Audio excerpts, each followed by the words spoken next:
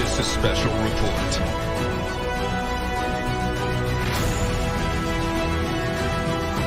Black holes are one of the strangest things in existence.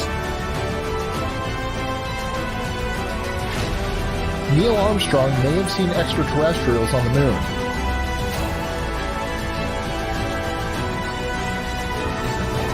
When he spies a discernible shape. That's one small step for man, one giant leap for mankind. You can deny all the things I've seen, all the things I've discovered, but not for much longer. Because too many others know what's happening out there. And no one, no government agency has jurisdiction over the truth. Welcome, welcome, welcome, welcome. I hope everybody had an amazing holiday. We are back, your Saturday Night Savage. I am your Saturday Night Delight. I am the ultimate outsider. My name is Rob Yox, and today, do we have an epic run that we're going to go through today. Let me tell you, what I've done is I've curated quite a lot of content that we've put up before, because this is how I see it. And of course, this is my universe. Welcome to my universe. It is the Full Spectrum universe. Like I said, my name is Rob Yox. I'm the ultimate outsider. And the year of 2020 has been terrible, to say the least. But I am a guy who absolutely preaches positivity. I am a guy who always looks at the silver linings. And one of the silver linings of 2020 was this show right here, Full Spectrum Universe, my show. The inception of this show started in May of this year. We are not hitting our 1-year anniversary, but this episode is going to be a year that we remembered. So it is Full Spectrum Universe Year in Review, our greatest moments of the year. And when I mean our greatest moments, I truly mean our greatest moments. We have some great clips from stuff that's been seen on this particular network, some that has not been seen on this particular network. So we are going to dive into quite a few different types of interviews that I've done. Some of it is not interviews, some of it is just me spieling, but I truly believe that it's important to hear this, and I'm going to tell you why. When I first started this, I had done quite a few guest spots on quite a few different other shows. And I actually, in my on the Full Spectrum Universe YouTube page, I have appearances on other shows. That is not even close to a quarter of the amount of shows that I've done. But with that being said, what I've done is I've truly run the gambit of different subjects and different types of shows that we put on. So one of the things that I always wanted to do was the first show I ever did was called A Mission Statement. And the reason it's called The Mission Statement is truly because it was the first show where I got my feet wet in broadcasting. We've come so far since then. It's been truly an epic journey. And, there's a lot of things that I tried to encompass when I made this show. So what I'm going to do is I'm going to bring in the first clip that we actually have so you can hear on my first show what I truly wanted this show to be. And I honestly believe that I've done that true to this day. So, with that being said, I'm going to bring in the clip. We're going to start it. And it's going to be epic. Here we go.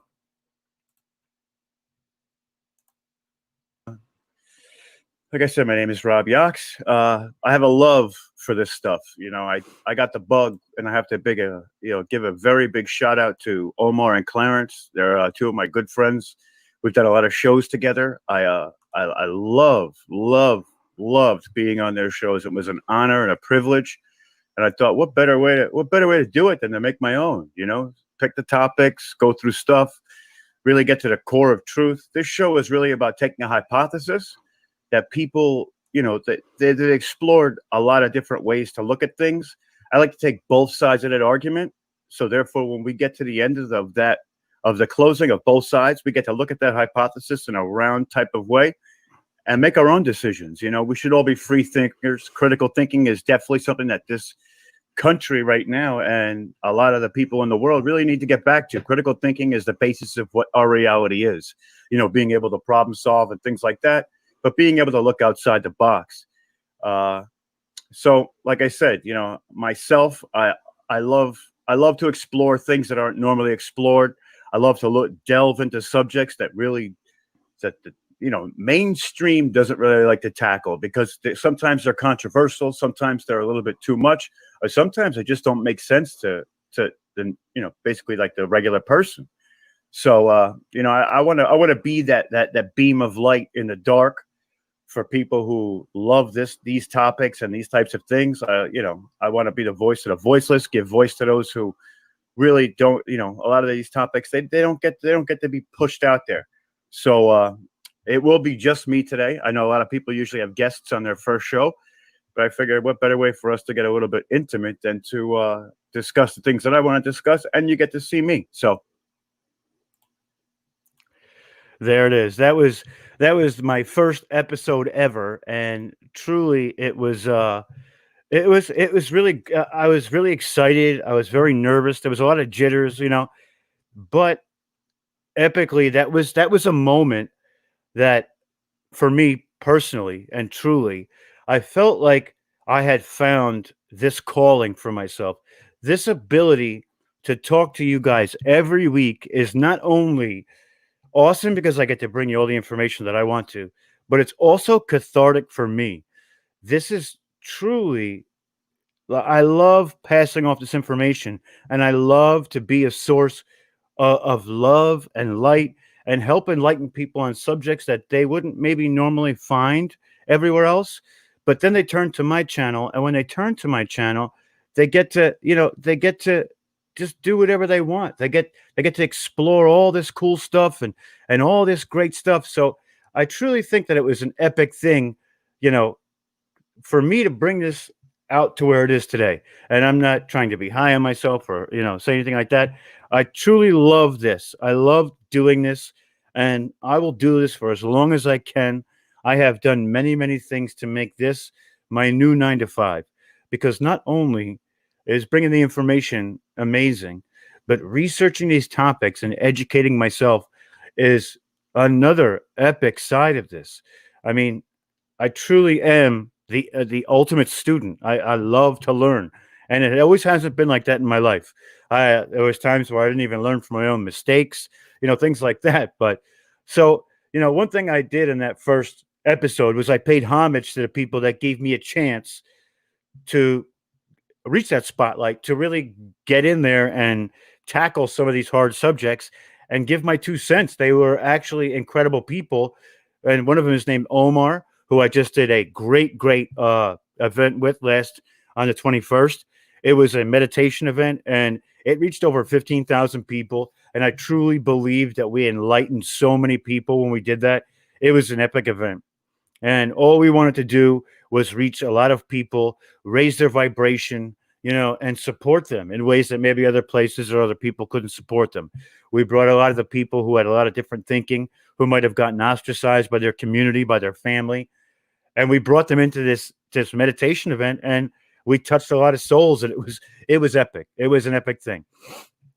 One of the other people that I paid homage to in that first episode was a gentleman by the name of Clarence Mitchell. And Clarence Mitchell, to me, was the man who truly gave me this calling and gave me this first spotlight to put myself out there for everybody to hear.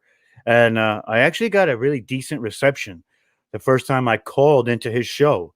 I called into his show, and it was awesome. I had found this podcast on Podcast Addict, and I thought to myself, well, you know what I'm going to do? I'm going to call in and see if I can, not to get on air, but to pick this guy's brain. I really wanted to know who he was. And that was ultimately almost 7 years ago now. So what I did was I called in quite a few times. After that, I found him through Facebook, kind of like a stalker, but not really. I mean, the guy had a lot of great information, and I wanted to know what he had to say. I wanted to hear his story. I was intrigued. So what did I do? I messaged him. We became decent friends. I co-hosted a couple of shows with him.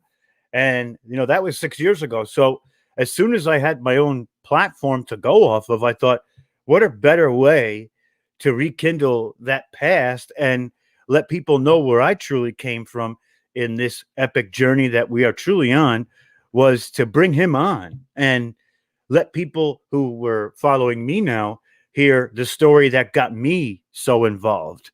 And I know that, like, I'm going to keep touching on points. And one of the things we ultimately try and do is bring people's truths to the light. And reason being is so they can find like-minded people, find communities that embrace what they have to say. And from there, it becomes, just this journey for everybody. It expands everybody's mind. So, Clarence was a big, he was a big person in my life who gave me this ability to really speak about, the things that were truly, truly important to me. And what I did was, I'm going to bring it up here for everybody because this was the interview that we did together, and this touched my heart in a lot of ways. And this is just a small clip. And I'm going to bring you a lot of these small clips just to show you the diversity of topics and the light and love that we bring to the community at large that listens to this program.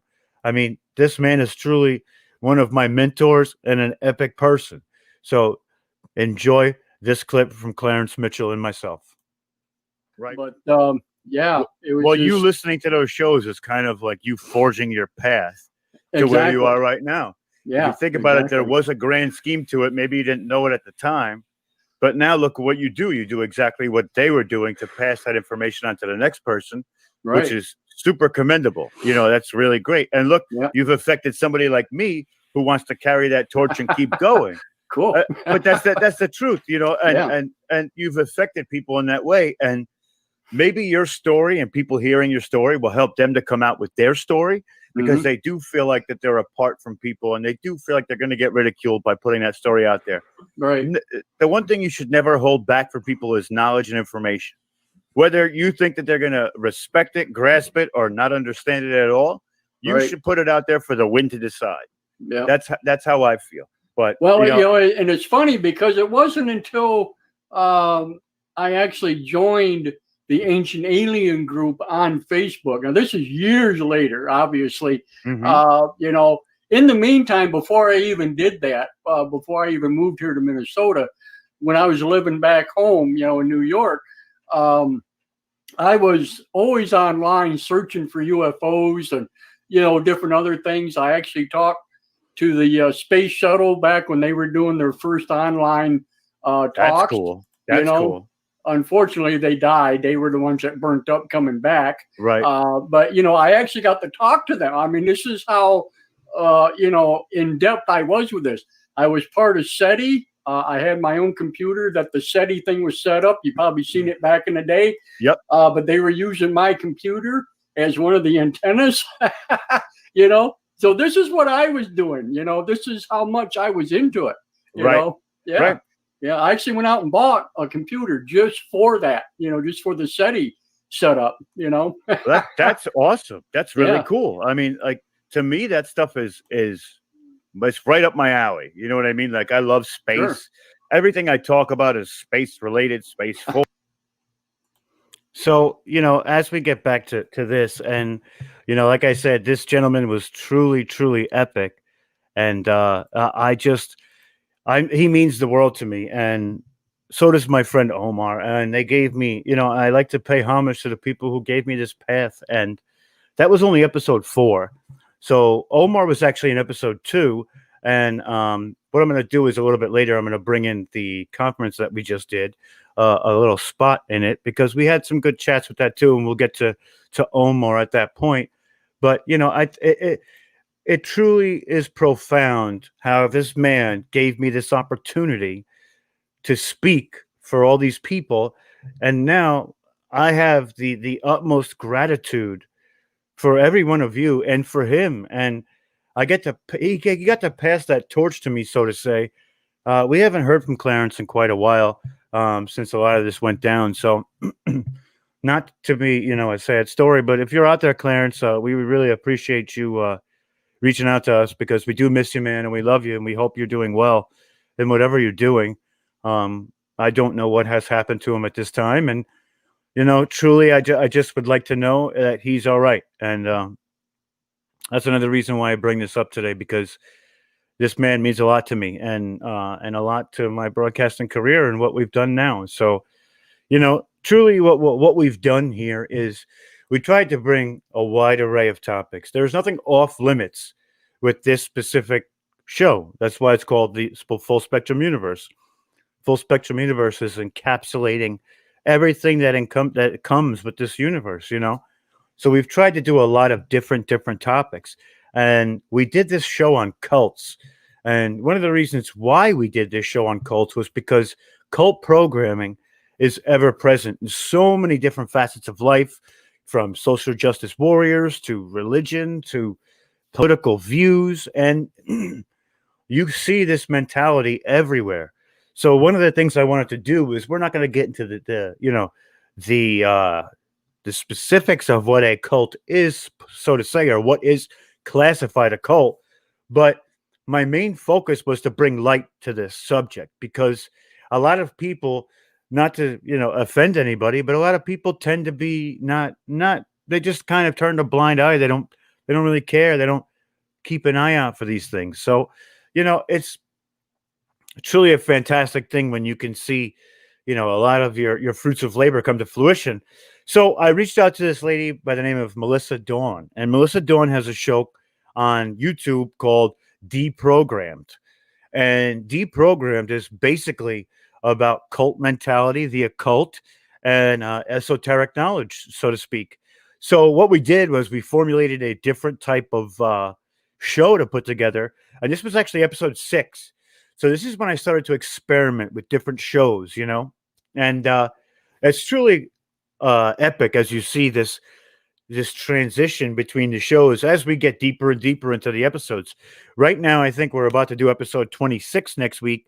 I don't count these special events as episodes because, to me, these specific episodes are, they're not bringing you more information. We're just kind of rekindling the past.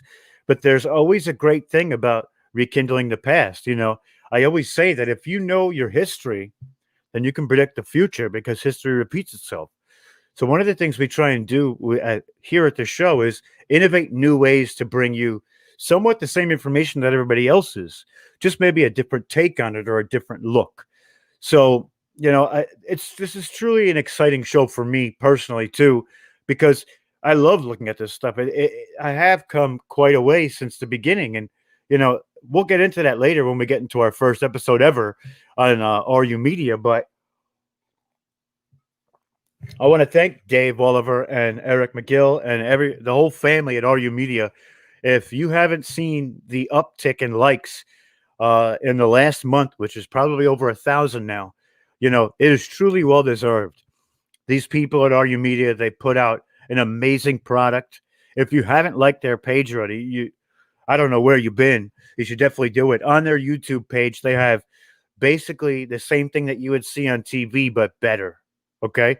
It is truly intense investigations of Madison Seminary and a bunch of other places. And there's Our Haunted Minds, which is one of their shows, and Resident Undead, which is what RU Media stands for. So back to, I digress to get back to the cults. So what we did was I brought her on to pick her brain about this mentality. This mentality is truly, it's phenomenal when she explains all of it and basically lays everything out. Because people who didn't think that they were in some kind of cult, honestly, they were shocked. They were shocked to find out that they might be a part of this or a party to something like this. And we really picked their brain when we went into it. So let's get into this next clip that we have for you. And I'm going to prepare it for everybody. And what it is, I asked her a question, as in, well, you'll hear the question when it comes up, but this is basically right in the beginning of the episode when I say to her, what exactly is all this that you're talking about? And she said, well, here it is. She laid it out for us in an amazing way. So let's get to it. And here she is. Her name is Melissa Dawn. Her show is called Deprogrammed. We all know what a cult is in sense of, what to look for. But in your own words, can you describe for us what a cult is? Well, a cult pretty much is basically a social group. It's a social type of group but they have unusual agendas. So it's going to be a group of people that come together. You're going to have your leader, your charismatic leader, and he might have like a sub leader, like a female sub leader or something like that. And then you're going to have the followers, but they have unusual goals. So they're going to be either religious, spiritual, political.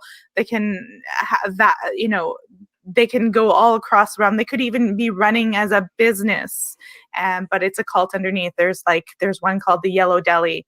I think that's what it's called, that does some strange things, but they'll have this goal in mind. It could be a spiritual goal. It could be an anarchist goal, but it's in opposition to the mainstream people who are like work, raise our kids. And it's very different and it's very destructive.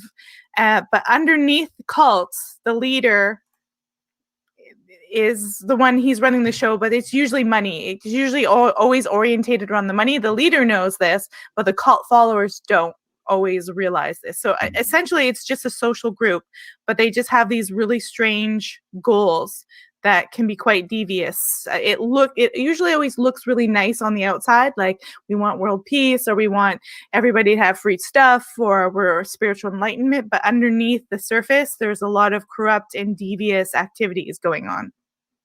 That's pretty crazy. And you talk about the followers and how they get caught up in this lifestyle that maybe they didn't expect to right off the bat. How does somebody get so indoctrinated without actually willingly being, unwillingly they get indoctrinated? How does that happen to people? Well, I'm not a professional, just so everyone knows. I'm not like, I can't diagnose anyone, and so I don't have my degree, anything, but I would say that the first thing that if you're a cult leader, you're going to look for in someone who's a follower, someone who is inexperienced and has lower self-esteem and really insecure, or in a position in their life where they are insecure or lower self-esteem. So that is the basis of how they're going to be targeted to get sucked in. And so if you have low self-esteem and you are unsure of the world, or you're afraid of something, or you have fears, you are going to be sucked in by the first stages of a cult leader, and that's by love bombing. And a narcissist would do that to you too. They're going to say, really, they're going to move in incrementally but fairly fast and tell you the most wonderful things and make you feel really, really good about yourself, so that you associate those good feelings with them and that group. And that's how they're going to start it. But now, truly an epic episode. I mean, there was so much information that we've delved into during that episode. And one thing she talks about is love bombing, and love bombing is a real thing. I've seen it firsthand, not so much with the cult stuff, but love bombing actually happens. And I thought that this subject was so fascinating. So that's actually episode 6 as we make our way down the timeline. And I just want to see, there's a testimony here from Tammy Meadows. And she said, I'm glad I found your channel, going through my awakening, and I'm beyond happy, looking forward to this year and watching y'all. And thank you and Happy New Year. Well, Happy New Year to you too, Tammy. I'm so glad that you enjoy what we put out and the information that we're trying to do. And truly, we are trying to awaken people on different topics that, like I said, may not be so mainstream. One thing I did was I also put the YouTube channel link in the comments, so you can find it. You can click on it. You can subscribe. I hope you do. We're trying to grow the channel. We have a lot of stuff in store for this 2021 year coming up. I will get into that later when we get into some of the other stuff. But truly epic. I mean, this year has been, it's really shown me a lot of things and where I want to take this show, where I want things to go. And we've touched on a lot of information, So one of the things that happened during this year, and there's a few episodes where you can look at this as well. And I'm going to show you a couple of clips of me and this person. There's a woman by the name of Rescue Medium Melinda Williams. How I met Melinda was I watched her do, and whenever I see mediums or psychics, I was always very skeptical, right? So the fact that I was very skeptical, when I see one, I check out their stuff. Immediately watching her lives on Facebook, I felt this connection. a connection that I couldn't deny, in the sense that what I saw her doing was truly, truly miraculous. It was amazing at its core. Not only was she helping people and really, really trying to help people in ways that I couldn't even begin to understand, she was literally doing all of it for free. And that is the most selfless thing that I've ever seen. And I was taken back. So I said to myself, you know what? I've got to get her on my show. So I reached out to her. She came on, and the first show we did, she did card readings via the comments, and we had a great show. She talked about how she had worked with the police to help find people who, the victims, killers, really put people at rest and at ease. It was truly, truly an epic thing that we. So, fast forward a little bit, and it's truly incredible, the relationship that we have now. I mean, this relationship that we have, it transcends so much that it's crazy. When I tell you that now we work together, we have a show where we literally co-host with each other. And when I tell you that we've had some of the most incredible people on this show, I can't even begin to describe it. It's truly epic. It's truly, truly epic. And one of the things that we did was we when we were talking to these people, we decided that things were going to be a little bit different. And one of the reasons why was we weren't coming to it just through the guise of paranormal. We came through it through the guise of, she's a medium. I'm just a guy who knows facts. So we decided that, we were going to address this issue, and it's truly been a remarkable thing. And one of the interviews we did was with the Welptons, Vera and Kendall, and they are truly, truly epic people. So I'm going to share the screen real quick. We're going to see a little bit of how me and Melinda did this interview a little bit, but also we're going to go back to another clip of where Melinda was reading for somebody.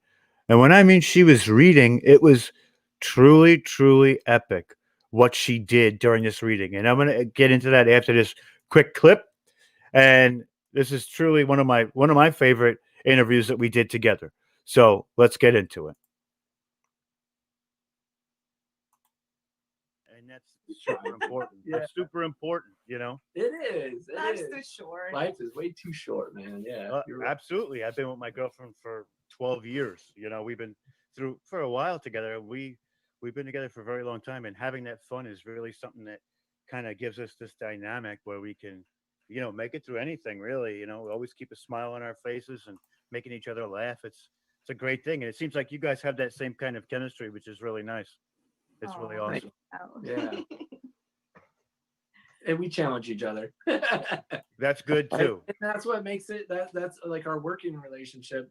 It's been really awesome doing the documentary and starting our company and stuff. It's like, she pushes me and I push her, and I learn from her and she learns from me. And it's like this progression that when you work with somebody, you got to have that flow. And we met at work. We met working. So yeah, we did. Helps, we respect our boundaries. We don't overstep on each other's roles.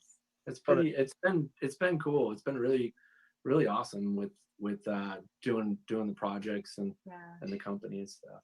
That's one of the, I believe one of the good things about meeting each other at work is that dynamic is already set up for you to follow, and you guys took it even when you got married into your own business, and that's exceptional too. I mean, to me that's so one of the things that you have to work with, because eventually when hopefully my podcast and things take off, I'll have my girlfriend does HR, so she'll be on that aspect of it as well for me.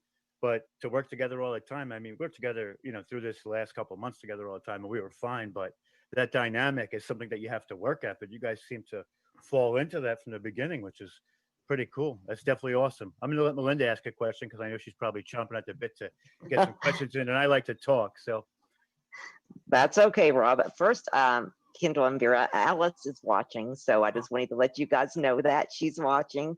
But one of the things that I found very interesting is what I would like to talk about briefly is about some of the places that you have investigated, especially Waverly. That is one of my favorite places. I have got to get there, but I love when you guys tell about your story there and what all happened there. Go ahead. We met there. So we met. That's where we met. Yeah. No, actually, no. We met in Louisville. Yeah, but on the way to Waverly. And the way to Waverly, yes. So Waverly was our first location ever. Yeah. And for me, I had never. That was just a little excerpt of The Seer and the Scholar, which we do on Monday nights from 9 to 10 p.m. It used to be a 2-hour show. We're actually scaling back to a 1-hour show because it makes more sense for the guests and things like that. So, I mean, that we have literally done, Daryl Marston, Daniel Clace. I mean, we hit if you didn't know the Welptons, they directed the documentary The House in Between. Truly epic people. We've done George Shopland. I mean, we have so many people. I mean, I could keep going. I mean, we have literally just a bevel of paranormal all-stars. So, I mean, we have Jay and Marie Yates. We have Ernie Atwell, Step Into Paranormal podcast. We had Raquel Stratton. We had Natalie Jones. I mean, we truly had quite a few people. It's been really, really great. It's been really, really great. We had Mike Hatcher, who I don't know if anybody knows him as well, but it's been quite a ride with Melinda. And one of the reasons why I brought that up was to segue to this next. This is our second episode that we did together. And it's when I tell you, I set this episode up, and I'm going to set it up for you guys. What we did was Melinda does readings for people all the time. And it's incredible what she does. But what I wanted to do was I wanted to do something a little bit different. I wanted her to do a multitude of people face to face, so you could see the reaction when they get this reading done or somebody tells them the future. And well, before we get into it, I'll go through the comments a little bit too. I have some people out there that I want to say hi to. Truly awesome. Truly awesome. But it was such an amazing, and this was the last reading she did. So granted, she did 9 people before this. So now what happens? We bring in this 10th person, and this clip is a little long, but when I tell you it's worth it, she had the woman in tears because she was so on the money with her.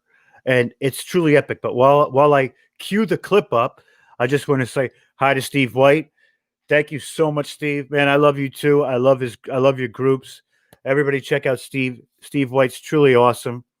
And I would say Merry Christmas to George. George, you are phenomenal, man. If you don't know what George does affirmations where he gives you positive reinforcement through videos. Check him out. He's also going to be part of Texas Paracon, which is also going to be an epic, epic journey, which will probably be there as well. And George, that makes me feel like that gets me emotional, man. I truly love you, and I love what you do. And to hear you say that, you're a person I respect so much that when that comes from you, I am just. It makes me warm inside, man. I respect you to death, and I truly, truly appreciate that. It means a lot to me, and I'll tell you, it's a lot, man. I love you guys. I love everybody out there, and I try and project that love every episode. George, you're one of my favorite people on this planet, and just keep doing what you do, bud. You're touching a lot of people on a daily basis, and I believe in you, and I hope you always maintain that ability to reach people at their core. And just keep doing what you do, bro. You're truly an amazing person. Truly an amazing person. So thank you, George, and everybody who's in the comments. I appreciate all of you. I love all of you. You're the reason why I do this. I do this because in my heart, I have this passion for knowledge and this yearning for knowledge. And I hope like-minded people come and watch the show, because that's all I want to do is help facilitate somebody else learning the same way I do. And I really appreciate everybody. And this is an amazing show. This is why I love doing it. So on this episode, what I did with Melinda was I brought people in face to face. And why I brought them in face to face was because I wanted to see their reactions. Their reactions when you're sitting with a medium and watching her do her readings, those reactions are truly the most important thing, because you see how she touches people. And if we're not here to love one another and to give everybody else that positive feeling, or to help them through something difficult that they're going through, to show them that there's a silver lining to every situation, then I don't know what else to do. That's me. That's who I am. I want to help everybody. And we'll get into it later, what I will give my information out. So if anybody does need help with anything, I'm here, and I want to help in any way I can. But we'll do that a little bit later. But right now we're going to get into Melinda. And Melinda, this reading is truly, truly epic. This woman's name is Anne Marie. Anne Marie came in. This is our last reading of the evening, and it is awesome. Please watch and enjoy. Okay. You got 7 of Pentacles is the first card. Okay. Now, and this card is, first thing it's showing me is that there has been a lot of obstacles. You think you're getting to one spot, and then there's something else that comes up. There is a reasoning for that. There's going to be, and it's weird, as you see, it's 7 of Pentacles. So there's going to be 7 things that come up that try to stop whatever it is you're trying to do, whatever you're trying to accomplish. But once that 7th number comes and goes, it's going to all come in unfolding. And I do feel it's for another person. There's something about they're looking at trying to, I have to watch my words here. They're trying to cut you down, so to speak. They're trying to cut you down. I'll put it that way. And they're thinking they're succeeding. And you may be feeling like they're succeeding, but they're not, because what is forthcoming is going to reveal to who it's supposed to the total truth of the situation. So just hang in there. I feel like you're very close to that number 7 also. Oh my gosh, look at this. Is weird. 7 of Cups. Wow. Oh, it gets weirder. Wait just a minute. Okay. So this is just validating to you to look beyond what is currently happening around you. That there's spirits in the universe, the spirits are trying to show you, but because I feel like there's a lot of negative things that's been happening, and you have been feeling very pulled and very torn, and you just can't believe these things are transpiring. This is letting you know to look beyond that, because there's going to be a big improvement in your living situation. There's going to be a big improvement in financially. There's going to be a lot of things changing, and it will come within 7 months. So, and this is where the kicker is, Rob. So this is a very valid thing letting you know changes are coming. It will be within 7 months. Now look at this. 7 of Wands. We're getting 7s. Straight 7s. Yes. So in the universal law, when 777 is very, very unique, because it's letting you know that the angels are surrounding you, that your path that you've been on, you feel like you've been doing the right thing, but then it's thrown back in your face. This is building who you are. It's building your strength, because when the finalization of whatever the situation is, once it comes forth, it's not going to be you that's going to be looking, and I'll just say it, you're not going to be looking like the bad person. It's the other people involved. Even though right now it may seem that it's all against you. So the 7 of Wands, this is about your frustrations, This is about you're ready at times to give up, and because everything is coming through about a current situation, but I feel like it's been going on for quite some time. But there is someone that is in your ballpark, and that means they're cheering you on, but you don't know who that person is. That's going to be forthcoming. They're going to be stepping up. They're going to show their true colors finally, because it's like you have been all alone in this. And now the people that you depended on or you thought was there for you, they haven't been. So you've been fighting this battle all alone. But there is someone in your court that is coming forth very soon. Just hang tight. So then it's the Six of Pentacles. So the Six of Pentacles is letting you know, even though, how do I say this? Within 6 days, there is going to be a shift, and this is going to be in finances. It's going to be in the outlook of how your outlook is. Things are going to start shifting.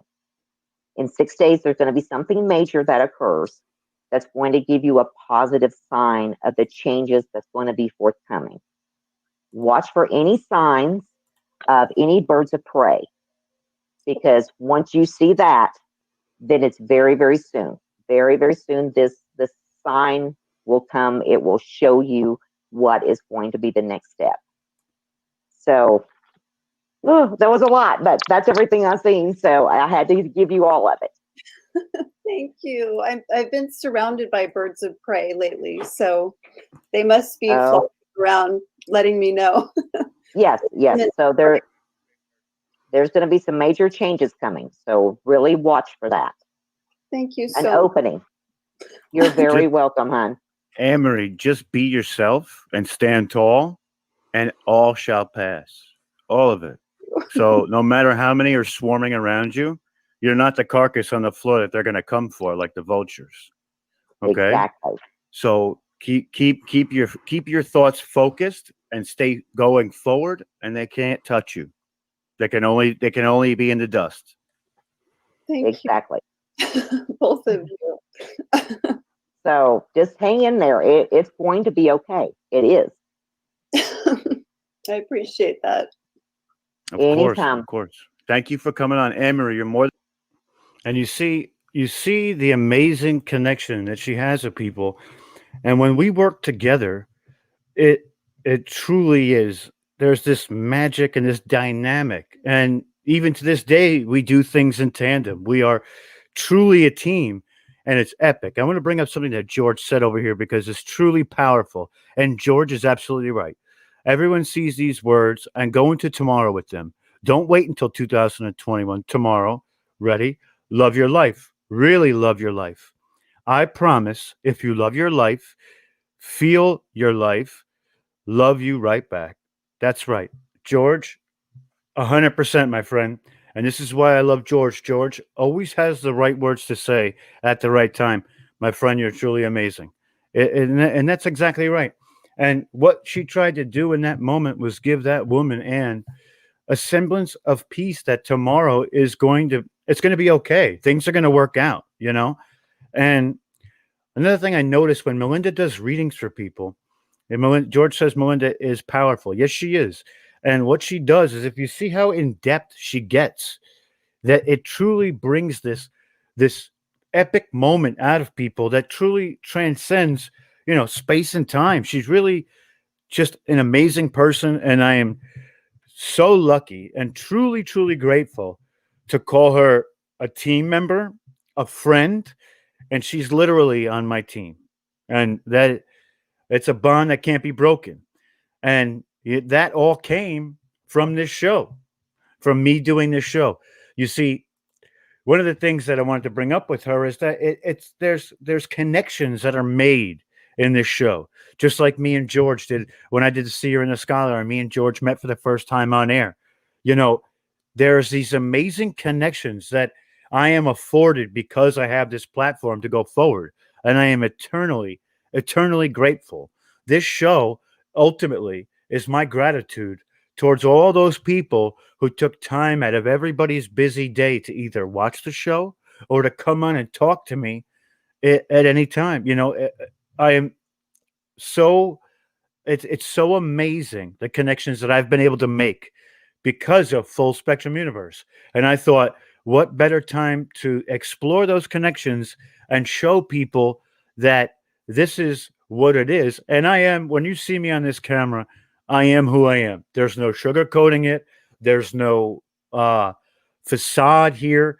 This is truly who I am. And I hope that with me being the real me, which you don't always get with shows, and I understand that some people don't want to be real, but I can't do that. I can only be me, And thank you, Steve. Thank you so much, man. And Steve's another one, man. He always comes in and says such great things. And I truly love you too, Steve. I love everybody. And I hope that this platform gives you this connection to meet like-minded people where you can explore this knowledge 100%. And, going into connections and things like, like-minded people are so important, especially when you're delving into the paranormal, ufology, clear consciousness, or even like time travel, Mandela effect, parallel timelines, parallel dimensions. I mean, you could run the gambit of subjects. When you find like-minded people to explore those subjects, it truly is like an awakening moment. You're like, oh, thank God, thank the heavens, or my creator, whoever you pray to or seek guidance from, your guides, whatever it may be. When you find these like-minded people and you can essentially like bounce stuff off of them and say, hey, what do you think of this? Hey, what do you think of that? Hey, what do you think of this? I mean, it's incredible. Your mind is expanded. You get to really, really, it like facilitates this ability to look further into the subject for me personally. And I hope that it does for you too. That's why I bring a lot of these taboo and weird topics to the forefront, because if we're not exploring them together, to sit there and read about it is great. I love doing that too. But when I can bounce things off of people and we can really, parlay and see what it's all about, I mean, the possibilities are endless. They're endless. So what happened was I saw this gentleman by the name of Philip Kinsella. He's an author of 2 books. He has a podcast he does once a month with his twin brother, which is truly amazing. He's from the UK, and it was truly an epic thing. So I reached out to him, and we did an interview. And this interview wasn't done on any network or any platform.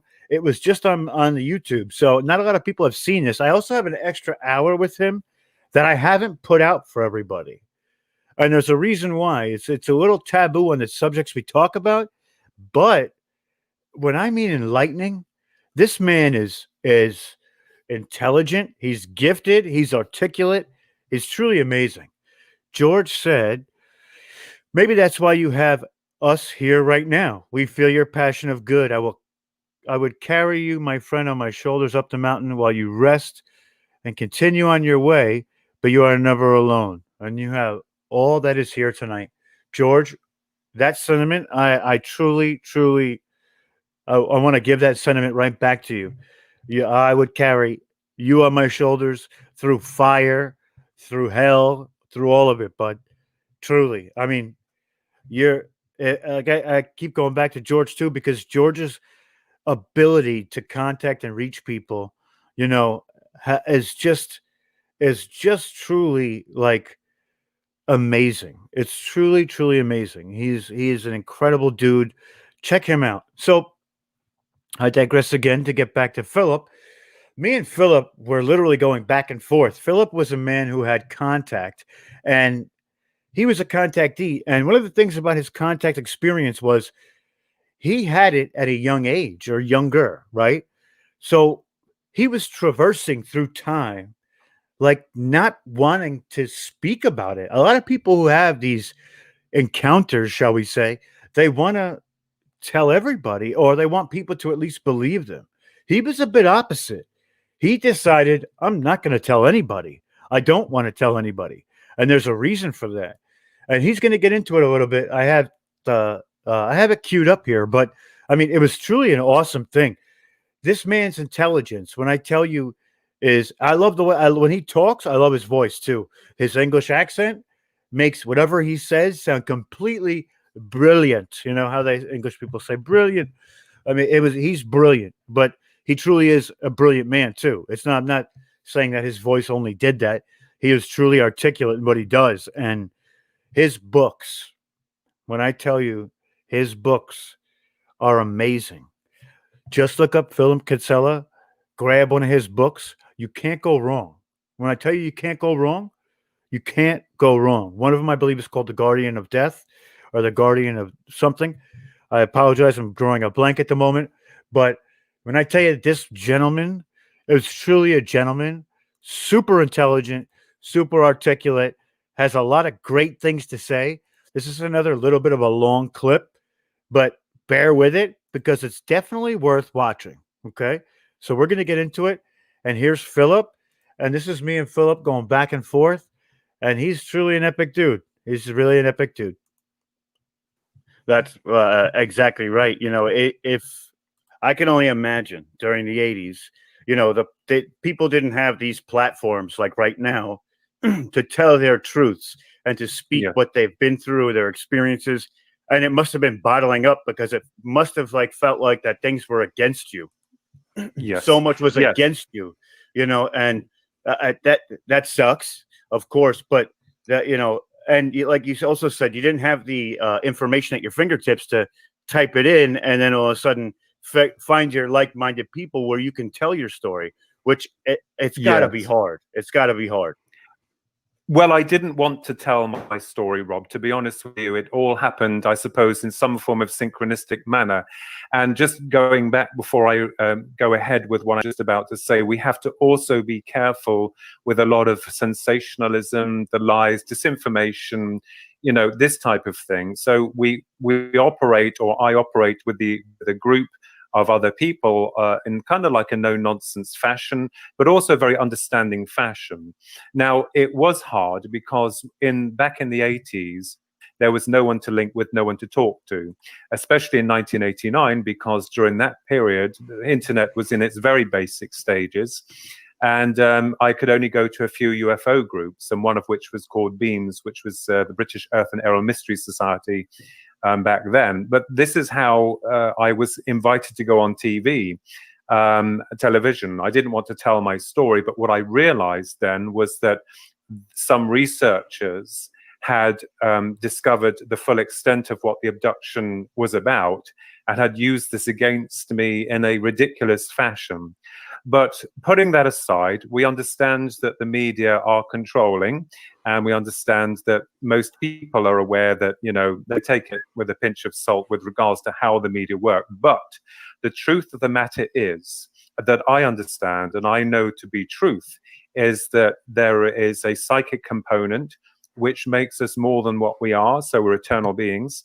And there is also another paranormal element which is coming into the fore and that seemingly operates on a different principle of awareness, if I may state here, like a medium talking to those who have crossed over, and UFOs. And when I got involved with the psychic phenomena, it did make me laugh, Rob, because I thought, well, here's the man who studies UFOs, and now he talks to the dead. And I thought that my reputation would go from where it was right down the pan. But interestingly, through the research, through a lot of the work that we've been doing, we've been understanding that consciousness does survive the state of death. And depending on the belief system of the individual, the brain is merely the conduit for that consciousness or that soul to enter through or link with.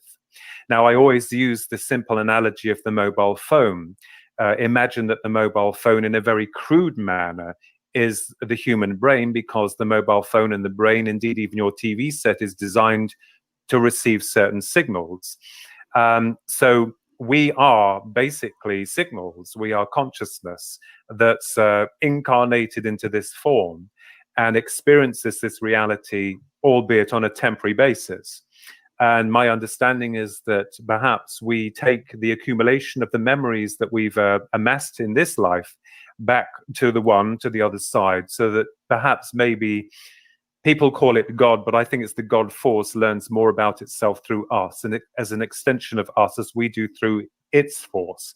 And thus the creation cycle goes on. But it goes even deeper. Our research is trying to lead us to where the UFO phenomenon comes from. And there was another aspect to this work that interested me, and that was all linked to the abduction back in 1989, which I won't go into here because it's too long-winded. But nevertheless, one part of the abduction felt as though it was physical, which it was, and the other part was non-physical. And as you can see, truly, truly epic. That was episode 12. And this man blew my mind on so many levels. He's so intelligent and so articulate that, you know, I had to give him another I give him another hour. It was truly incredible. I mean, but one of the things is he's talking about, you know, it's like it's like I said, like-minded people, and being able to find those people through groups and chats and things like that. But also, he talks about the connection, right? So if we're looking at UFOs, we're looking at the paranormal, we're looking at other consciousness and things like that. You know, it makes sense that it's all together. There's some connection, some like dots that need to be basically put together that you can literally it transcends each subject, that they're really all congruent with each other. There is a connectivity to all of it. There is a synchronicity to all of it. So once we go and explore some of that, those are some of the most interesting topics too, is looking at paranormal hauntings and Bigfoot sightings, or UFO sightings and Bigfoot sightings. There's a correlation between so much of it that that's like a whole other subject to explore when the time comes. I'm getting excited because I truly love this stuff, but it's awesome. It's you know, it's an awesome thing. So, you know, through my time doing this show, I have met some of the most interesting people that I have an eternal gratitude towards that, because even after the shows go off, 9 times out of 10, I truly keep in touch with these people, or I message them and we communicate via comments and things like that. I try and keep a working relationship with these people because not only you know, I look up to a lot of these people, you know, they're truly great minds that like just it's crazy. It's crazy the amount of information that I can get from all of these people who have been on the show. George is about to leave us. George, I love you, bro. Good luck on your investigation, and thank you so much for stopping by. Everybody, you know, I'm sure we'll be talking to each other before, you know, Texas Paracon and things like that.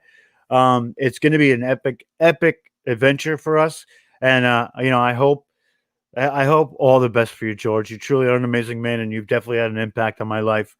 And I love you to death, and I want to thank you. So, you know, now at this point in the show's evolution, I had been picked up by a group called the Global Enlightenment Radio Network. And I was doing a show every Tuesday night from 6 p.m. to 8 p.m. And it was a lot of fun. You know, I met a lot of great people, a lot of like-minded people. We do that one via Zoom. So what happens with that one is it's not usually broadcasted on my channel here. So I don't count those as part of, really as part of the episode count as we do it on this platform. But nonetheless, I mean, I have had so many amazing videos with them that things are just amazing. You know, I mean, they have been a great people that have touched me on so many levels. And one thing I did was we did this joint show between RU Media and Full Spectrum Universe and Global Enlightenment Radio Network. We'll get to that one a little bit later, and we'll just, you know, we'll touch on that a little bit. It was an awesome show. I mean, it was really an awesome show. And it was myself and Katie Camara and Amanda McManus. But like I said, we'll get to that later. I truly enjoy doing this, and I truly love bringing the information and bringing these connections together. I truly think that it makes, for an amazing thing. So now we get to our first episode that premiered on RU Media Network. Okay, we're an hour into the show, and guys, I'm going to tell you, they've got a 10 p.m. event happening on RU tonight, RU Media. Stick around after my show to watch it. It's Resident Undead, and they are going to be doing some truly epic things tonight. We're going to get into it with everybody. They are having this event at Saratoga County Homestead. It's going to be amazing. Tune in to watch it live. I don't have to remind you, I'll tell you again before the end. But, these guys work really hard at what they do, and they do an amazing job. If you like watching the TV shows, you're going to like this 100 times better. And I kid you not. So, a gentleman by the name of Dave Oliver reached out to me and said, how would you like to, actually it was Eric McGill, who, I apologize, reached out to me and said, I like your show. I've seen your YouTube channel. How do you feel about coming on board RU Media? And I thought, of course. I saw what they've done already. I was already familiar with who they were. I said, absolutely. He said, all right, a gentleman by the name of Dave Oliver is going to come and he's going to talk to you. We're going to set up a group chat and we'll all talk to each other.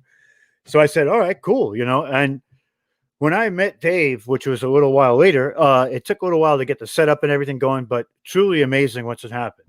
We clicked immediately when we were talking. Two great gentlemen, and I appreciate them, and I have a ton of gratitude for you guys. I truly appreciate the both of you.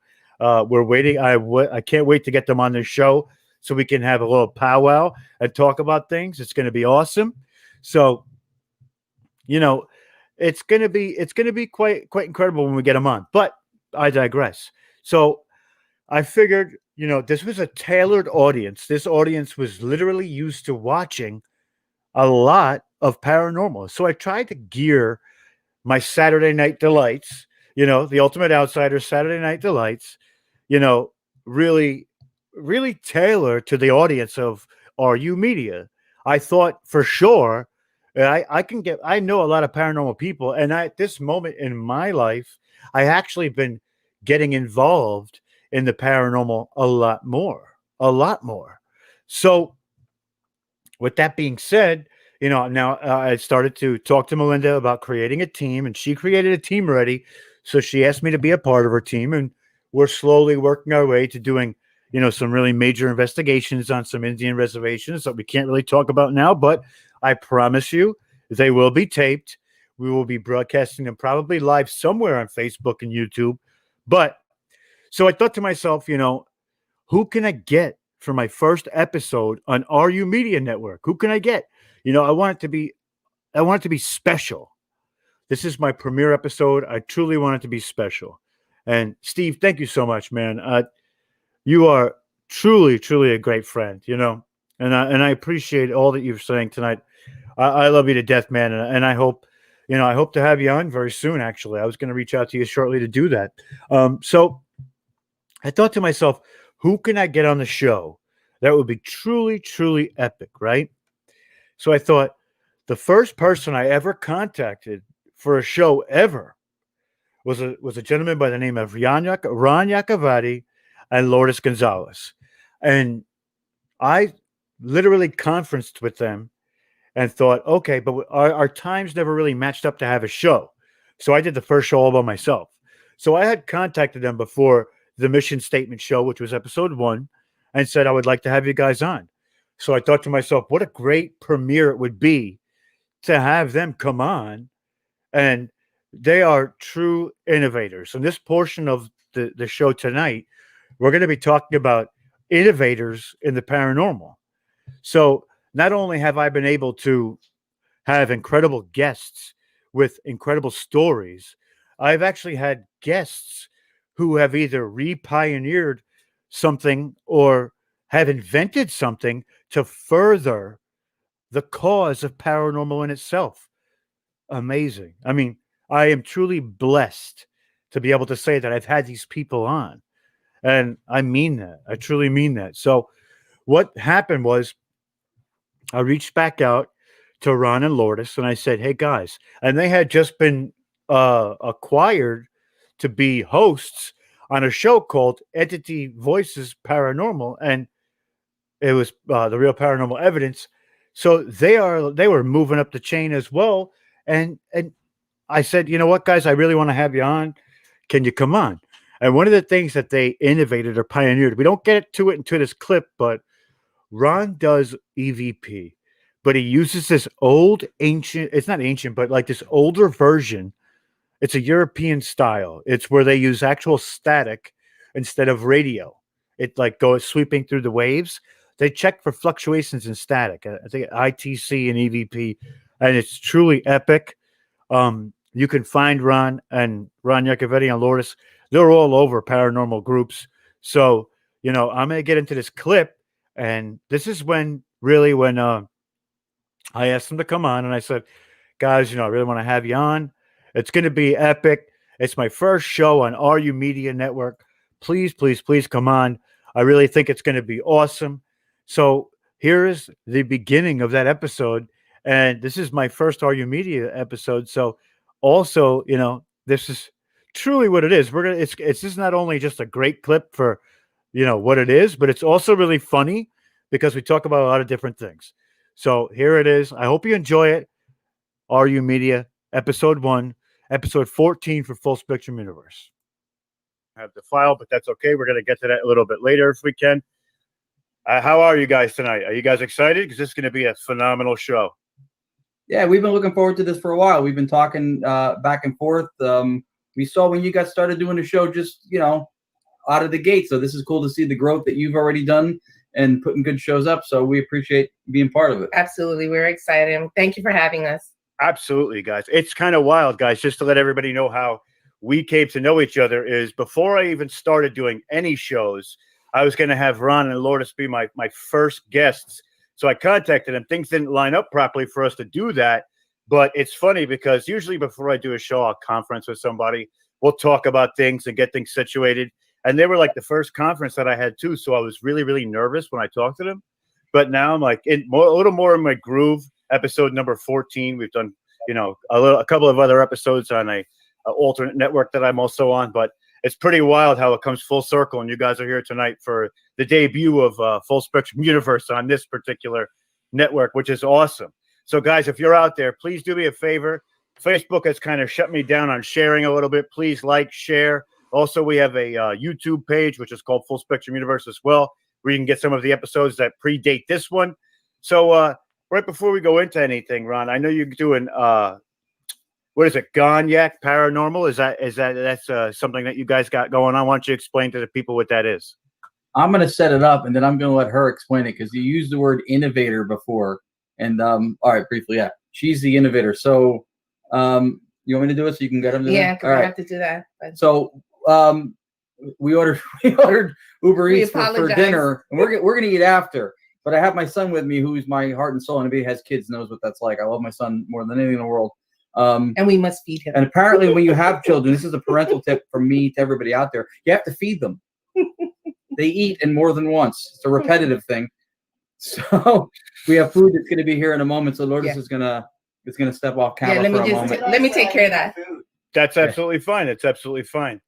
So Gonyak came from, I'll answer the question though, because you asked it and it's important. It is. She came up with that. She originally, because her name is Gonzalez, as mine is Iacovetti, and she came up with it for an email address. Gonyak something Gmail, whatever she comes up with.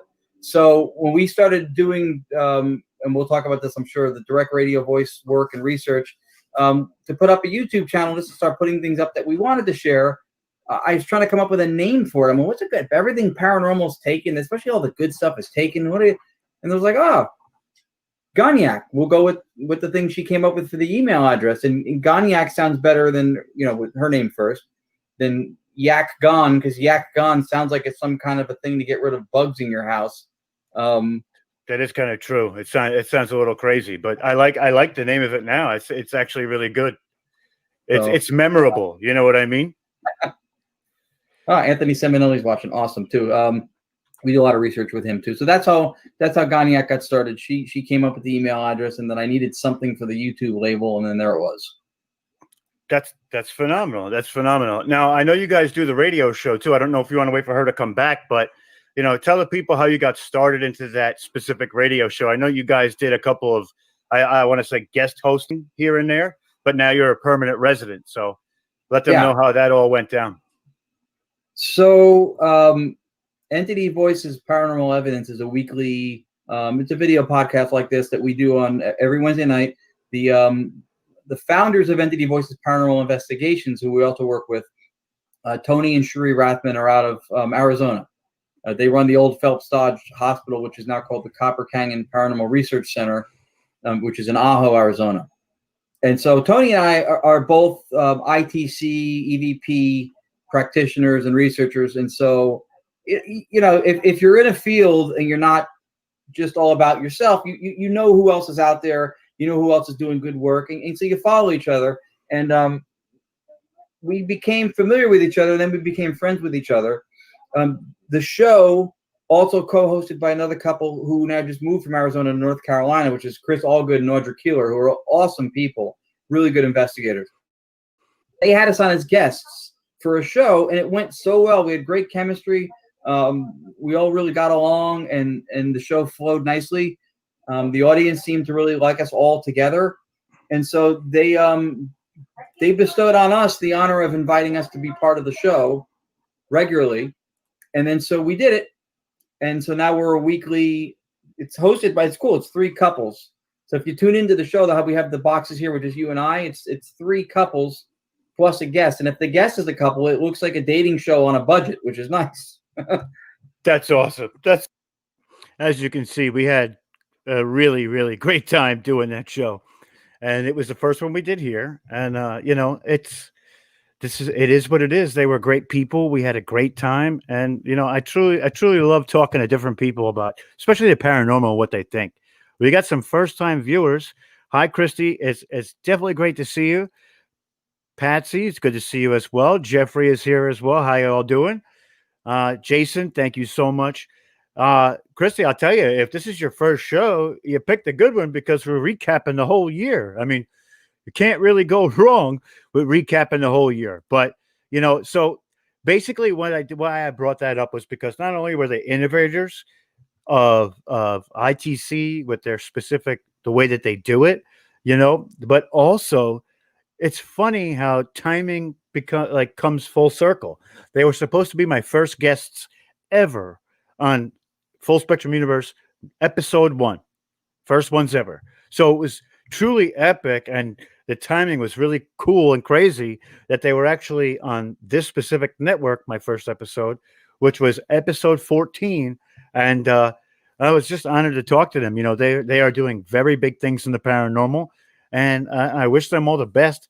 And like I said, I'm eternally grateful that they took the time out of their night to, they held off eating dinner to talk to me. So I'm truly grateful that they had that moment we shared that moment together, and that they came on my show. I want to spread love to everybody, and I want to help people in any way I can. And, that's one of the things that I pride myself on is if somebody needs something or somebody needs help, that's one of the reasons why I do what I do. Also, because helping you by giving you knowledge and information is one way of helping you. But if there's things I can help people with, you can find me on Facebook at Rob Yax. We have a group called Full Spectrum Universe, which is the motto of that group is it is the greatest exchange of knowledge that there is on the internet. And I truly believe that this show embodies that. And I love doing that. I love being able to spread that with people. So to keep on this momentum, right? Another person that I had on was a international ghost hunter. Her name was Shannon Sylvia. She is an innovator of a object that I'll let her tell you about it, but truly amazing. She was exploring paranormal investigations all over Europe. She loved Prague, which was really cool. So not only was she an investigator like a lot of us are, she was international, which a lot of us want to do. So it was a really, really great show to talk to her and to pick her brain. She also loved metal detecting, which is another passion. I don't do a lot of it, and I've only done it quite a few times, but metal detecting is awesome. You find all types of stuff, all types of artifacts, and history is one of the things that I truly love. So metal detecting actually brings you this thing for it's history based. You find these objects, and then what your whole purpose is to go back. Where did this object come from? Why is this object around? Why is it that far into the ground? Why did I find it? What did I find? Truly epic. So, and this story of how I got her to come on the show is truly incredible. And this is the story that I feel like I have to tell so you understand. Okay. So we all know that this year brought a lot of tumultuous things happening in cities and, lockdowns and riots and things like that. We don't normally talk about that stuff, but I only talk about it now to say that, what happened was I met a lot of people during this time. A lot of people were inside, they were sheltered, they were afraid. And somebody I had just become friends with on Facebook messaged me and asked me, she saw the show. It was an older lady. And she said, I like the show. And have you ever heard of this person? Have you ever heard of that person? And I'm sitting there, and a lot of the people I did know, but one person that I didn't know was this gentleman who had investigated in Europe. And then she told me about Shannon and how she knew who Shannon was. And come to the end of this conversation, I said to this lovely lady, I said, can you put me in touch with her? I'd love to have her on the show. And she says to me, I can. And friend request her. I'll tell her, who you are, because we've talked. And she also said, thank you. Thank you very much. And I said, well, I should be thanking you because you're going to put me in contact with somebody who can come on the show. And she said, no, thank you. And I said, well, why would you thank me? And I said, well, you're welcome, but there's no reason to thank me. She said, no, well, what you did for me in the last 2 hours, and grant you, this is 2:00 in the morning. I should be sleeping, but I was intrigued to get this lady on my show now that we were talking about it. She said, there was riots and a lot of a lot of things going on around her home. And she was grateful to talk to me, and that message, me messaging her back and forth, gave her this time where she could take herself out of that moment and not worry about, all the riots and the gunshots that she heard that were outside. It was a bad neighborhood. Things were getting really bad. And I was able to help her by taking her out of that situation by just talking to her for a little while. And I was honored to do that. And I was truly grateful that I was able to do that. I thought it was one of those moments where you look at it and you go, man, what I wouldn't give to drive down there, take her out of there, and let her come to the house and stay over so she didn't feel that way. But I did the best I could with what I had. And, that's why this is one of the shows that I feel is truly special, because it all stemmed from this situation where I was able to help somebody. And not only that, Shannon had a ton of knowledge in paranormal investigation. And like I said, she is also an innovator. She innovated this item or this tool that helps you with Ouija boards and the pressure of people basically being fraudulent. She has to explain it better than I can, but it's truly awesome. Truly awesome. This is a little bit of a long clip, so bear with me, but this is one worth watching. This lady was very interesting. I appreciate it, and I'm honored to have her on the show. She is one of my favorite guests so far. Everybody, I love everybody, but this woman was truly unique in the abilities that she had to convey her message. And this is episode 19 now, so we're getting closer to where we are right now. But here is Shannon Sylvia, episode 19. So enjoy. It's a great clip. She's a great person. And I got to go into the same entrance as all the A-listers, and holy crap, another Xanax moment. Just wow. Who would have thought, who would have thought that this young scared girl who just wanted to get away from ghosts would run towards it in such a manner as I did. That's kind of truly a- incredible. It's truly incredible. If you know if people knew your story and now where you are, I mean, it's crazy. And not only did you run towards ghosts, you've actually innovated specific things to, you know, into this paranormal field. You've come up with inventions, you know, and you've worked towards something that's something like almost like something that can define specific situations easier. You know, it's truly incredible. It's truly incredible. I did that all for myself. My father is a scientist, and I grew up with chemical kits and things to throw into flames and things to add to water. And I've been doing experiments my whole life, probably many illegal experiments. You know, the first thing I did was I took this tool that pretty much anybody can get a hold of, and it splatters. It's the size of a pen, and it splatters a laser beam, you know, for miles. And I started using it for ghost hunting, and it was incredible. I mean, we're actually seeing things passing through these laser beams that weren't in the room, and it was like this phenomenon that took off. I was contacted by the whole cast of Ghost Hunters. I had to supply the show, Ghost Adventures, Ghost Lab. All these TV shows wanted the apparatuses from me. So, you know, that was one thing. And people were really getting into it. They were convenient. I wasn't the first person to use laser beams in paranormal investigating, but I was the first person to use this one. It was portable. It only required 2 batteries. You didn't need an electrical source.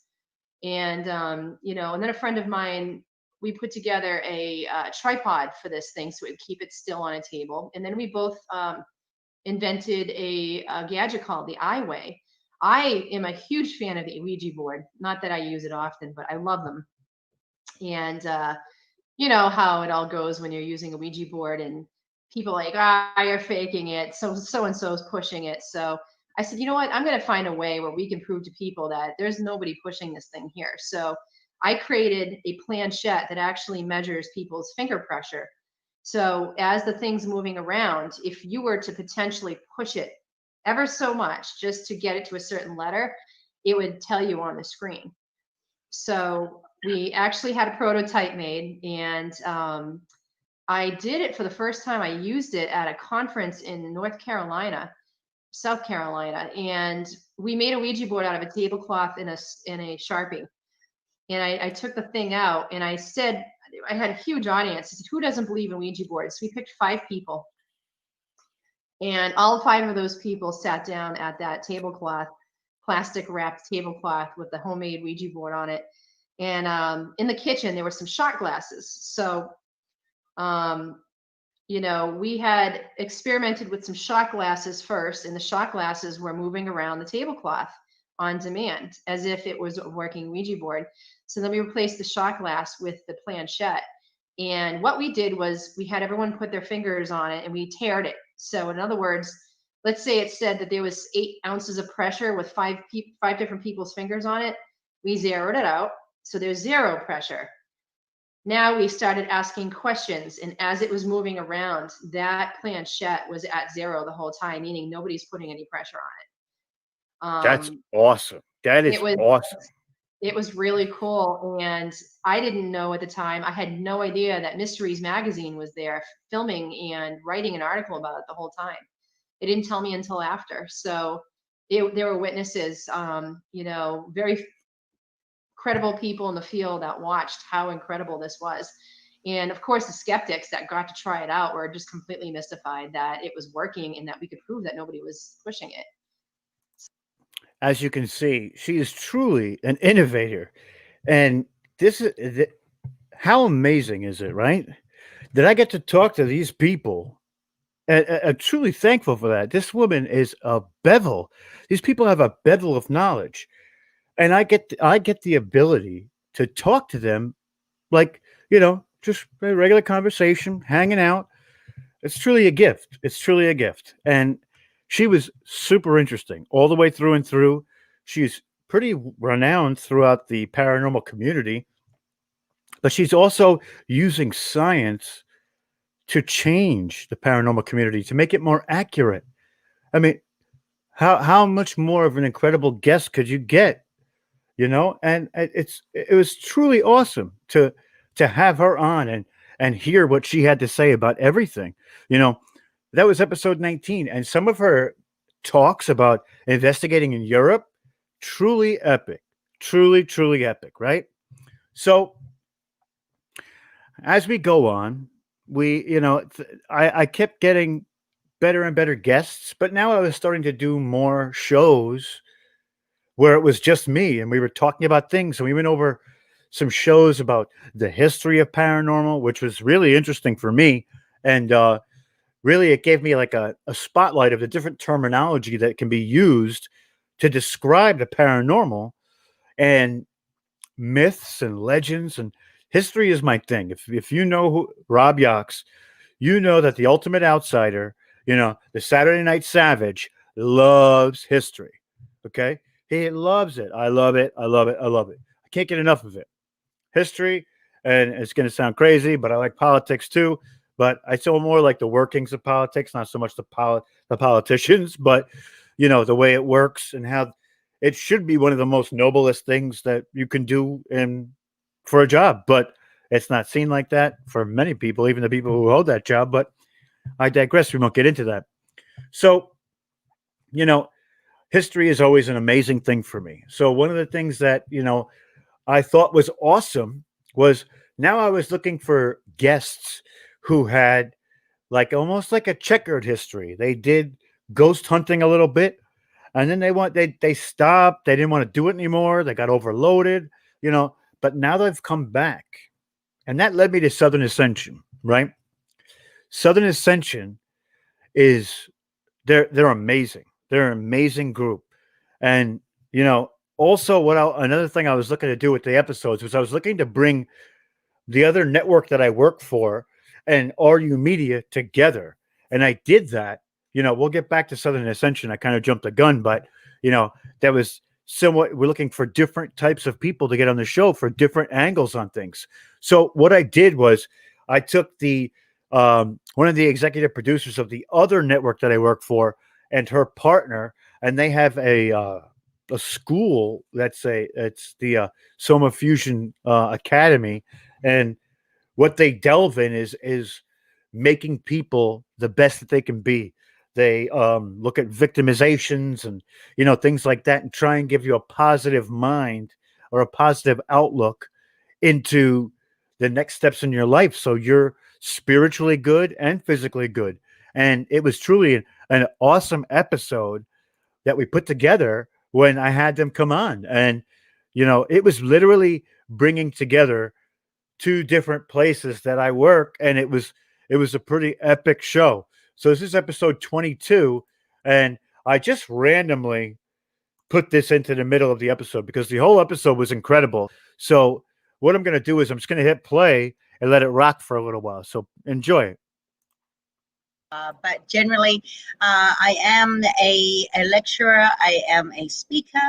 I am many things that that would be under the umbrella of metaphysics and alternative integrated medicine. I'm a therapist. I'm a coach. But there's many little titles that I have that go into the universal consciousness to psychology and extensively in psychology. So my job is to heal. I'm a healer. Well, that's absolutely incredible. What we love on this show, and I know it's a collabo show, but what we usually do on my show, on this specific network, is we bring people stories.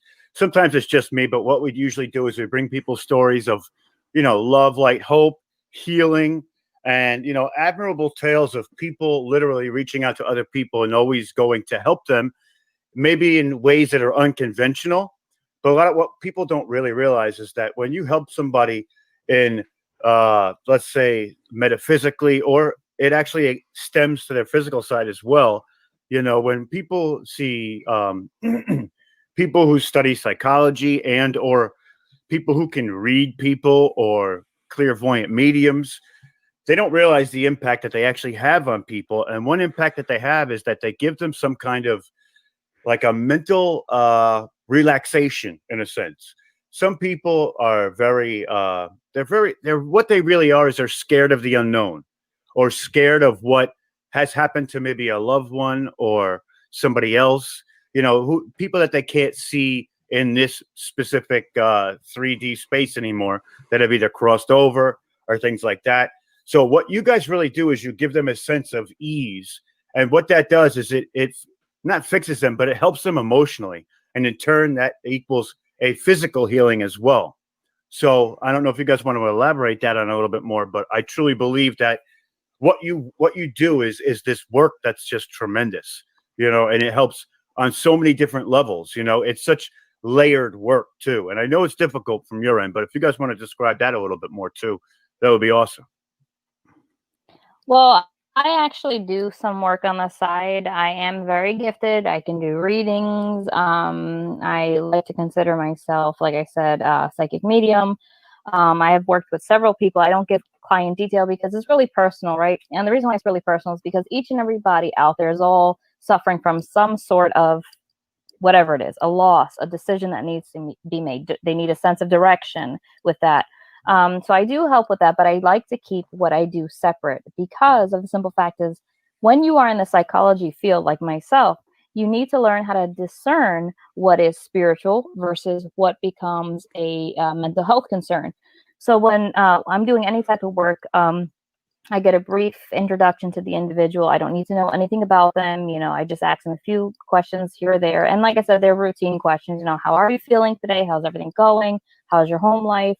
And then I kind of, and I tell them not to go into detail. If they want a reading, I'll give them a reading straightforward. But what I try to do is I try to make them understand that they are, and they don't need anybody to help them make these decisions. They are fully capable of creating these decisions on their own. I can help them. I can guide them through spiritual guidance as well as psychologically. I can guide them. But the thing is that what I realize, a lot of people lack self-esteem. And what happens is when they lack self-esteem in anything, whether it's their decision-making, whether it's their appearance, what happens is they begin to start doubting and having a lot of self-doubt. So me and Katie specifically, we work on situations like that where we help people to be more empowered, whether they're males, females, and that's what it is, right? It's about empowering yourself. As you can see, truly another epic episode. And it was a collabo between RU Media and Global Enlightenment Radio Network, which is one of the other places that I work. But truly what it's all about is helping the next man. And I love that. It was a great episode. It helped quite a few people.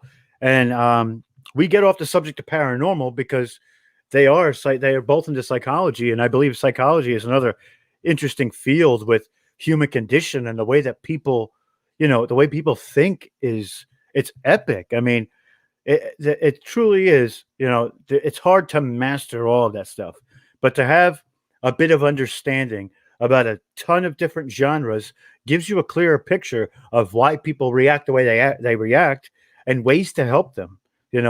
Projecting light and love isn't always easy, but if you know different ways to do it, you can reach them on different levels. So, that was truly an amazing thing that we did there.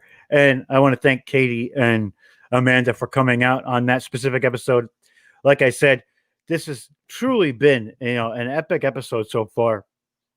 We've got about 15 minutes left. I want to try and give 10 minutes before the next show starts so you guys can go to the bathroom, get yourselves together, get a drink, whatever you need, but stick around for Resident Undead at 10 p.m.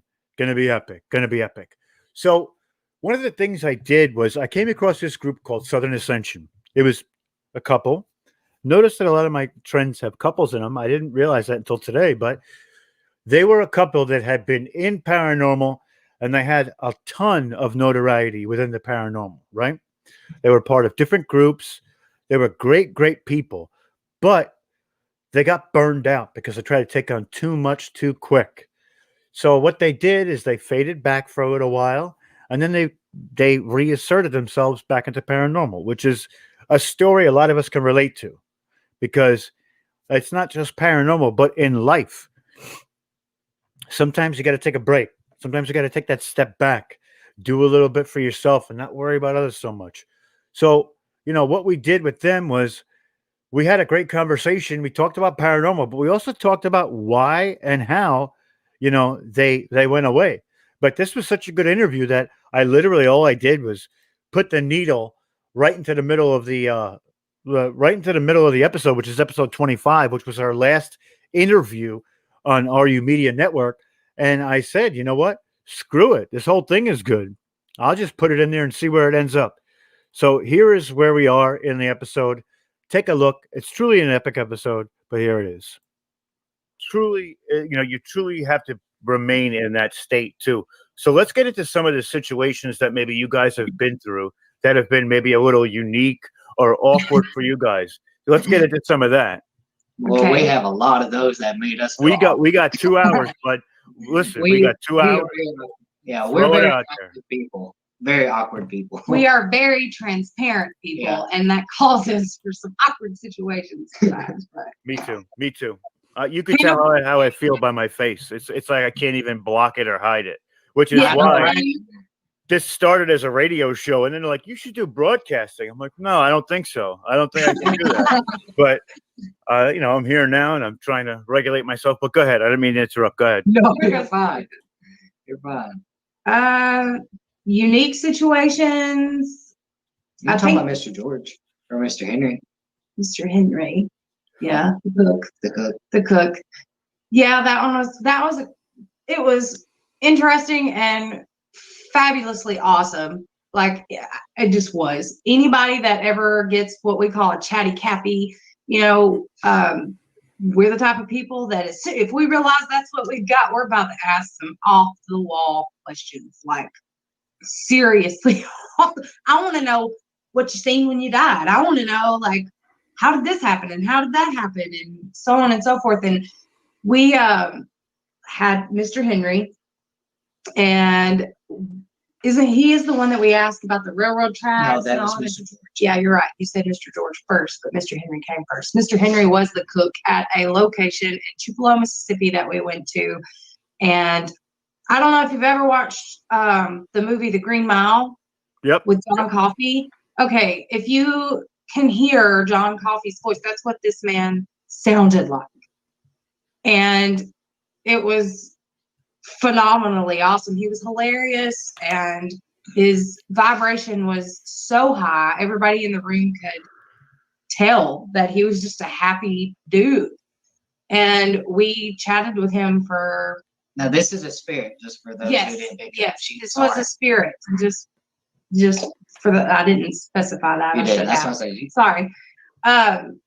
And I don't even remember the questions that you asked him.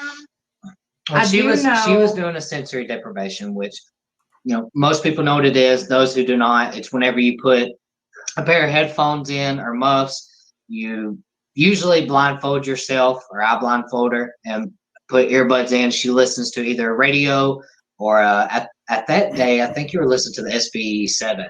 I don't know. I know we had guests with us on that specific investigation, and one of them was terrified because she had never been on any sort of paranormal anything at all. And he played games with her and had her so shook and scared. It was like a giggling thing, but she was terrified. Like she was like to set the mood, because you're not explaining. So we're in a basement that is a cafeteria, and the lights are on. Mr. Coffey was an old chef that was there, or Mr. Coffey. Mr. Henry was the old chef that was there. As Alyssa's doing her sensory deprivation, she's we're asking him to turn on the lights, and he's flickering the lights in the building. We had a flashlight set up. He was turning on the flashlight on cue, turning off on cue, and we had they said we had some special guests with us, and they were recording us. They had the big old mic boom and stuff, and he was actually touching them and pulling her, and he was laughing because she would start laughing like we're like, are you touching Amy? And she would he would say yes, she's scared, watch her run, and he like moved a chair and like she took off. Wow, man, that's wild. Now, let me ask you this question too. Before we get to that question, I mean, that was truly a great episode because not only were you getting the point of view of an investigator, you were also getting the point of view of a medium while on an investigation. So that was a little bit different of an episode for us. I mean, it was really awesome. They were a great people. And, you know, I look forward to talking to them further. And, you know, that's all the roundup to this point that we've done so far. I mean, that was our year in review pretty much. And, you know, one thing I want to project here is that 2021 for this show is going to be incredible. I've got a couple of guests already lined up that are going to blow your mind. And I'm actually I did a show with this person that we're going to get into in a minute, but truly it's going to be an epic year. We're going to have our website drop, which is going to have my show plus some other shows on it. It's going to have the Seer and the Scholar, so you can see me and Rescue Media Melinda. It's also going to have the news. When I mean the news, I mean all-encompassing news.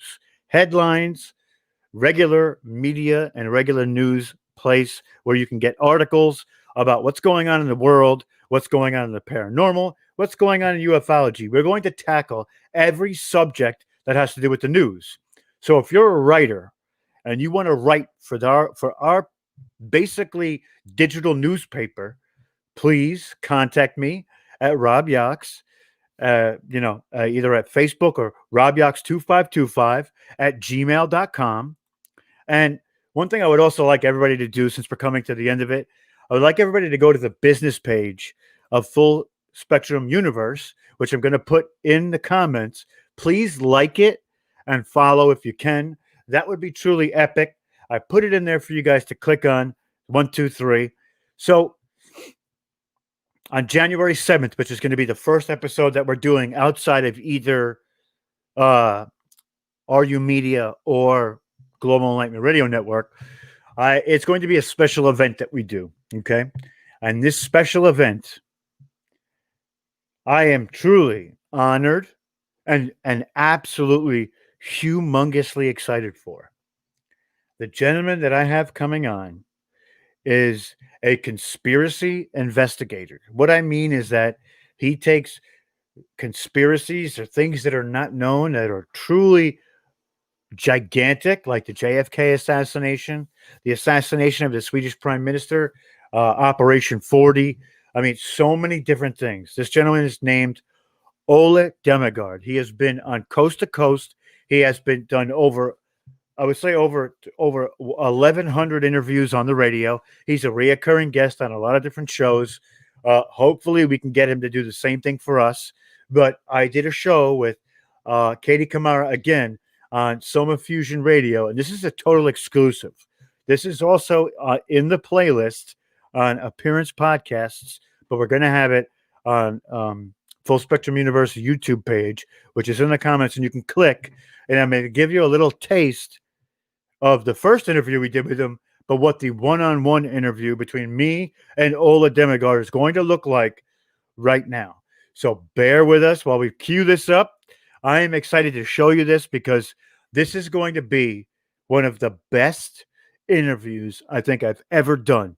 I truly love this man to death. I love his work. I am enamored by it. I can't get enough of what he does. Let me show you the interview that I did with Katie Kamara and Ole Demigard, who will be on our show on January 7th, a special event. It's a special event. So mark it on your calendars. It's at 9 p.m. Eastern Standard Time. So here it is, a little taste of what you're going to see.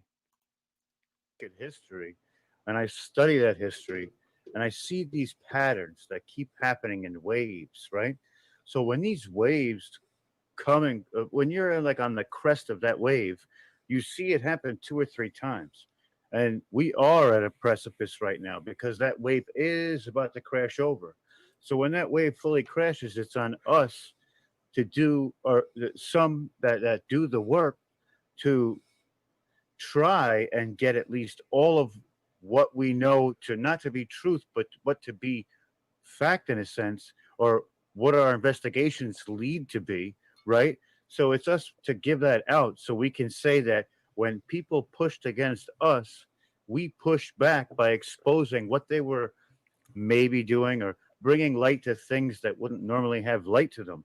And I believe that is, that personally, I feel like that's my true purpose, is to investigate these things, bring this knowledge to the light. People can accept it or not. It's not that. But I did everything that was physically and knowledgeably in my power to help push this era of that harmonious life too. And I am not a violent person. I'm not a physical person. I don't have skills. So what do I have? I have knowledge, and that knowledge is going to move. And hopefully from what I bring out, I can help connect dots for certain things. Maybe not bring all the answers, but give my piece of it. So those dots are all connected, and eventually we figure out what exactly is happening, so we can either get on board with it if it's good, or toss it out and start over if it's again. So that's my stance on it, is that, and I will die for that knowledge. I'll put everything I have into that, because I feel that it's important that we take those striving steps to be that, not the typical, we have to break that wave. Like we've been surfing on the last 3 waves. Now we need calm for a while.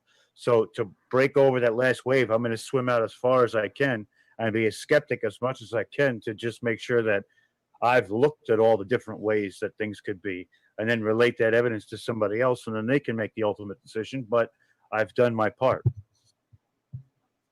And this is why I really enjoy programs like this, because it's like our real tribe is being pulled together from all over the world. Where I feel that the two of you, when I feel how it is to be among you, it's like you are scarred warriors that have gone through what I call boot camp, which is not an easy road to walk. But it's the way, how do you purify gold? You put it through absolute fire, to get rid of all the things in it. And it's the same here. We have proven ourselves in battle, but it's come to a point where I believe that it's very important with the intention. And when, for instance, if it's okay that I just point out some things, because I think wordings are very important. Also, when you hear the word spell a word, the power of the word, spelling with a word. So I think what words we use are very important, because whatever force we add to them. So it's, for instance, I'm not a freedom fighter. I'm a freedom promoter, or freedom flyer. Or when you start, it's like fight for peace, it doesn't work. And the same when you push, or you will push back with its forces against it, where I think the way forward is to transcend it, because these forces, the dark ones, are super powerful when it comes to brutal force. Just like any bully in a prison or in a schoolyard or whatever, they got the muscles. We don't, but we got the power. We got the inner power, if we let go of the fear, that cannot be controlled. And so, to quote somebody really famous, I would say the one you've been waiting for is you. The one I've been waiting for is me. When we look at leaders to save us from this whole thing, and we turn towards government, you know the meaning of the word government? It's government. It's Latin. It means control the mind control. And in many different Germanic languages, Regierung, that means rulers. I say, fuck off. I have not asked you to be ruled. I am, the Vaticans are the rulers of the world. The Vatican is the worship of the snake. That is. All right. I'm not going to give you too much on that, guys. That's just truly going to be an epic interview. When I get this man and it's me and him one-on-one, we are going to say some maybe controversial things. That's why we're not doing it on a network. We're going to spread love and light and truly get down to the nitty-gritty, ask the hard questions, and investigate some of the conspiracies that he's investigated. This man has a lot of knowledge. We have a genuine connection, and I cannot wait to get him on my show, this show, and ask him all the things that run through my mind. Okay? So with that being said, I'm going to leave you guys a little bit of time to go to the bathroom and, get a drink, do what you got to do. We're going to sign off, please stick around for 10 p.m. 10 p.m. we have Resident Undead. They are having a premiere. Please go ahead and watch. Stick around on RU Media Network. If you haven't liked it already, you better. I mean, come on. We bring you the best that there is in paranormal. And we've been here together. You guys are with the Saturday Night Savage, the Ultimate Outsider, Rob Yox. I want to thank each and every one of you from the bottom of my heart. You have made the heinous year of 2020 truly, truly special for me. I love all of you. I respect each and every one of you. And I want to humbly thank you all for sticking with us and being there so I can talk to you, because I do this for you. Thank you all very much. This is me signing off. Everybody have a great evening. Also have a great New Year. This is why we did this show, because New Year's is right around the corner. We won't see you till after that. So on behalf of us here at Full Spectrum Universe, to all of you and all of your families, be blessed, be the love and light that we need, and be that free thinker, be that forward person. Think outside the box and love one another. Thank you. Have a great night.